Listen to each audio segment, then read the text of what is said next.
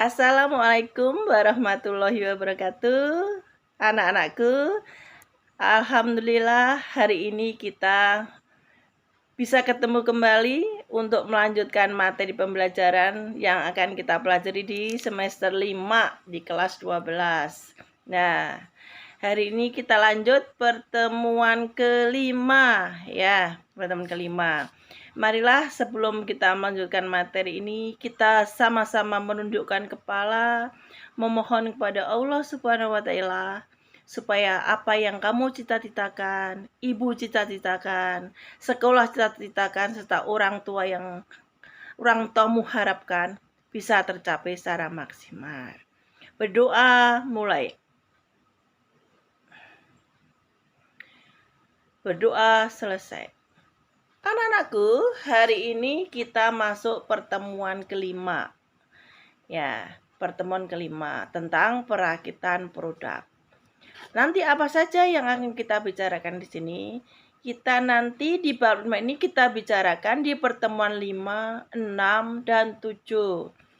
Yang kelima, kita akan mempelajari tentang pengertian prinsip perakitan. Pertemuan 6 nanti kita sampai ada menerangkan proses perakitan. Yang ke-7 kita nanti bicara tentang analisis sistem perakitan. Nah, hari ini apa yang kita bicarakan?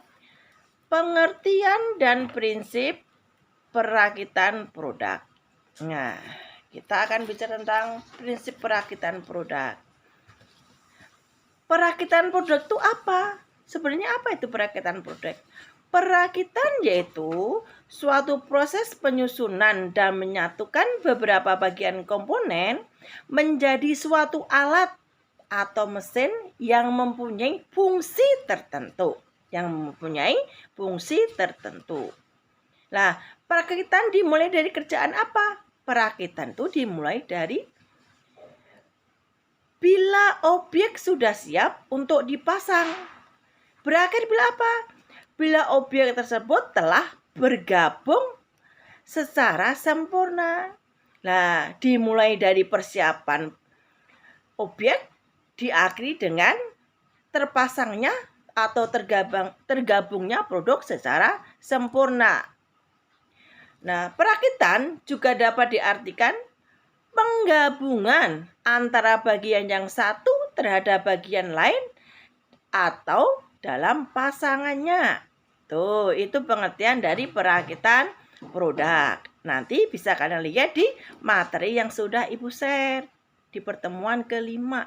Nah, pada prinsipnya perakitan dalam proses manufaktur terdiri dari pasangan semua bagian-bagian komponen menjadi satu produk. Proses pengencangan, proses inspeksi dan pengujian fungsional, pemberian nama atau labeling, pemisahan hasil perakitan yang baik dan hasil perakitan yang buruk, jadi disortir-sortir, serta pengepakan dan penyiapan untuk pemakaian akhir. Ya, sampai pada pemakaian akhir. Nah, jadi kegiatannya banyak sekali dalam proses perakitan. Tuh. Nah, apa saja yang kita bicara lagi? Tadi kita bicara tentang manufaktur. Apa sih manufaktur itu? Manufaktur berasal dari bahasa Latin. Nah, apa sih sebenarnya itu? Artinya apa sih manufaktur itu? Proses mengubah bahan baku menjadi suatu produk. Nah, produk ini tentu saja yang nilainya bertambah. Nah, kegiatannya meliputi apa saja? Ada 4 kegiatan manufaktur di sini. Meliputi dari 1, perancangan produk. Perancangan dari produk tersebut. Pemilihan bahan-bahan atau pemilihan material. Terus juga tahap-tahap proses di mana produk tersebut akan dibuat.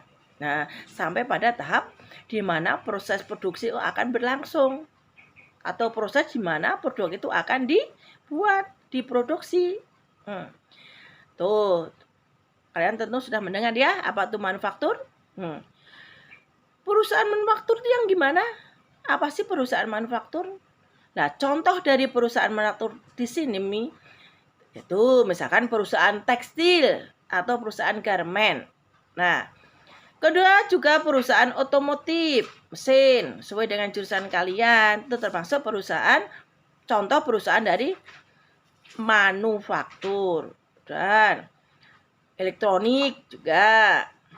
Makanan, minuman termasuk di situ. Kerajinan pun juga termasuk di manufaktur. Tuh contoh-contoh yang ada di perusahaan manufaktur.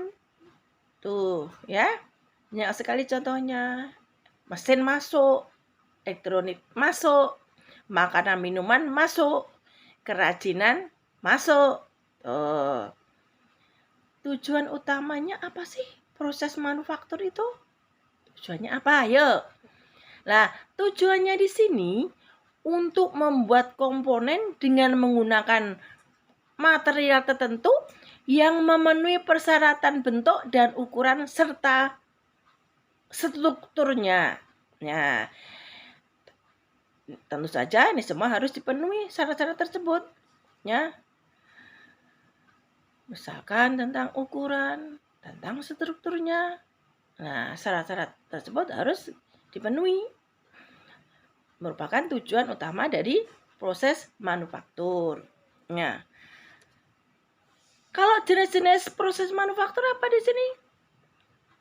Jenis-jenis dari proses manufaktur ada banyak hal. Dari pekerjaan pengecoran atau casting, pekerjaan pembentukan atau foaming, dibentuk jadi produk apa? Pekerjaan pengelasan atau machining. Tuh, kemudian juga pemesinan atau machining, pengelasan atau wolfing. Tuh. Metalurgi juga di sini. Atau power metalurgi. Pengerjaan permukaan. Perlakuan panas. Itu termasuk jenis-jenis proses manufaktur. Nah, kalian nanti baca lagi. Setelah video pengarahan ini kalian dengarkan, kalian masuk ke materi, kalian baca. Nah, kalau tidak jelas ditanyakan lewat diskusi, bisa ibu yang jawab, bisa temanmu yang jawab. Nanti kita saling menjawab, bertanya, supaya lebih memahami materi yang disampaikan dalam pertemuan kelima ini. Nah, demikian anak-anak materi pengarahan dari ibu. Kalian bisa baca di materi tersebut. Kalian buka di kolom diskusi. Kalian kerjakan tugasnya. Sebelumnya kalian bertanya apa yang belum dipahami, baik kepada ibu atau ke teman-temanmu, supaya tujuan pembelajaran kita bisa tercapai. Apa yang ibu ceritakan, kamu ceritakan, bisa tercapai.